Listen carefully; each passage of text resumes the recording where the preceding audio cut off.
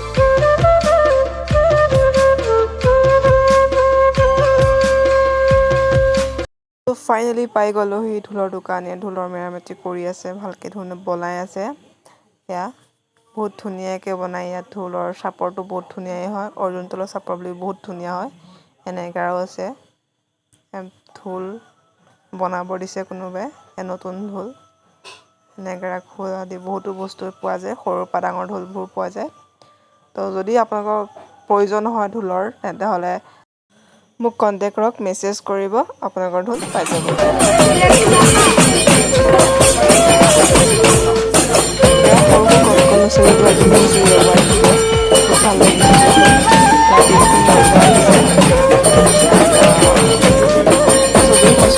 কিছুমানে নাচি আছে বহুতে ভাল লাগিছে আশীৰ্বাদ দিছে এই আশীৰ্বাদ লৈ আছে।